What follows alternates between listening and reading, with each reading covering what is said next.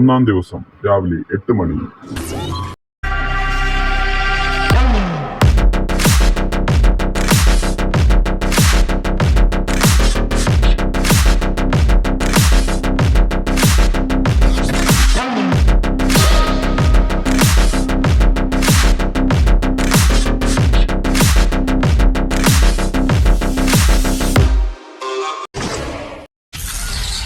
രാവിലെ 9:40.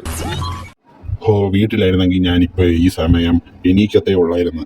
ഇവിടെ ഇപ്പൊ 8 മണിക്കാണല്ലോ എണീക്കുന്നത്. ഉറക്കമൊന്നും അങ്ങ് തീരെ ഒന്നും ശരിയാവുന്നില്ല കിട്ടി. പിന്നെ ഞാൻ 1 മണിക്കൂർ വെറുതെ ഇരിക്കും ഫോണും നോക്കി. പക്ഷെ ഇവിടെ അത് പറ്റില്ലല്ലോ. ഒരു ഇത് മാത്രമേ ഉള്ളൂ. എനിക്കും അങ്ങനെയായിരുന്നു. ഇവിടെ വന്നപ്പോഴാണ് ഞാൻ നോക്കിയത്. ഞാൻ ഭയങ്കര ഫോൺ അഡിക്റ്റ് ആയിരുന്നു.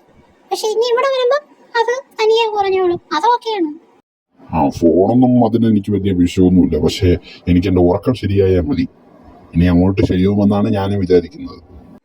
ഇത് തുടങ്ങിയതല്ലേ ഉള്ളൂ. കുറച്ച് നാൾ കഴിയുമ്പോൾ ഓക്കെ ആവുമായിരിക്കും. ഒന്നാം ദിവസം രാവിലെ 10:25. അടിബോസിലെ ആദ്യ നോമിനേഷൻ. അടിബോസ് ഒന്നാം ആഴ്ചയിലേക്കുള്ള നോമിനേഷൻ പ്രക്രിയയാണ് ഇവിടെ ഇപ്പോൾ നടക്കാൻ പോകുന്നത്. മത്സരാർത്ഥികൾ ഓരോന്നായി കൺഫറൻസ് റൂമിലേക്ക് വന്ന് ഈ വീട്ടിൽ തുടരാൻ അർഹതയില്ലാത്ത ഒരാളുടെ പേരും കാരണസഹിതവും വെളിപ്പെടുത്തേണ്ടതാണ്. ഓരോരുത്തരായി കൺഫറൻസ് റൂമിലേക്ക് വരേണ്ടതാണ്. കൃത്യമായ കാരണങ്ങളും പേരും വെളിപ്പെടുത്തുന്നതുമാണ്. ഗാർഫീൽഡ്, കൺഫറൻസ് റൂമിലേക്ക് വരിക.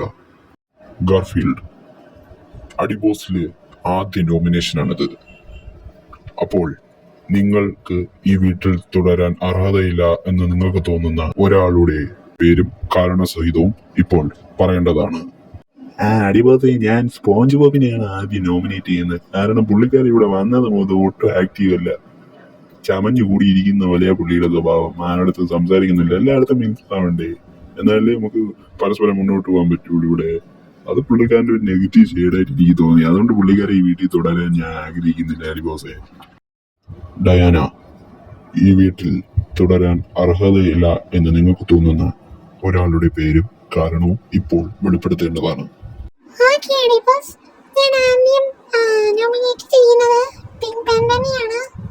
കാരണം പുള്ളിക്കാരൻ ഭയങ്കര റൂഡായിട്ടാണ് ബിഹേവ് ചെയ്യുന്നത്. വന്ന് കയറിയപ്പോൾ തന്നെ പേഴ്സണലി പറയുന്ന വാക്കുകൾ, പേഴ്സണലി ഹേർട്ട് ചെയ്യുന്ന വാക്കുകളിലൊക്കെ പുള്ളിക്കാരൻ യൂസ് ചെയ്യുന്നുണ്ടായി.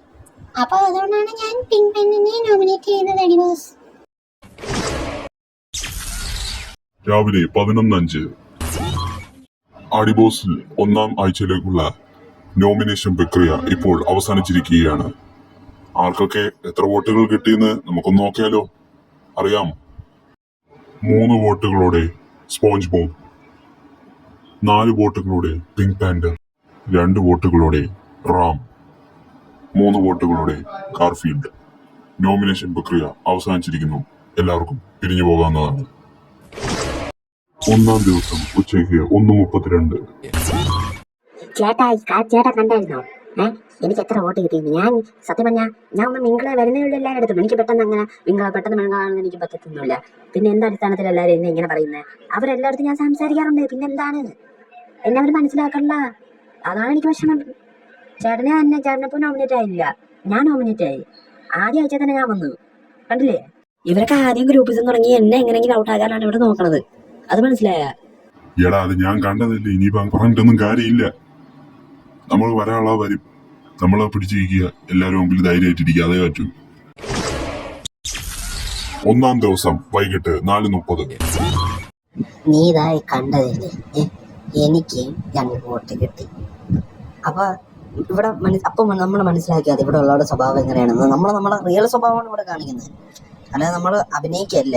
അപ്പൊ അത് ആർക്കും പിടിക്കില്ല. അതെന്താണ് എനിക്കിഷ്ടം. ഇപ്പൊ തന്നെ ഡയാനയുടെ ടാർഗറ്റ് ഞാനാണ്.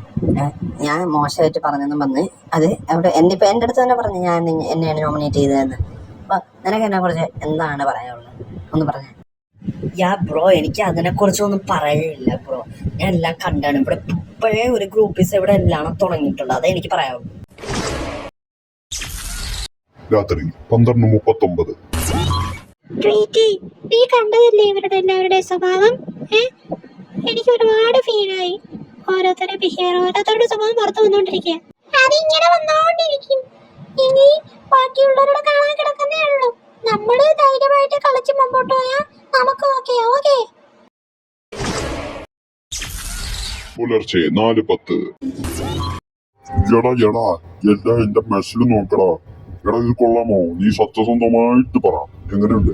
എന്റെ പൊന്നു ചേട്ടാ, ഇത് പരമ ബോറാ. നിങ്ങൾ എന്തിനാ ഇങ്ങനെ നിങ്ങളെ മസിൽ എപ്പോഴും ഇങ്ങനെ ആളുകളെ കാണിച്ചുകൊണ്ടിരിക്കണേ? ഇത് ഷോ ആണ്, അറിഞ്ഞൂടെ?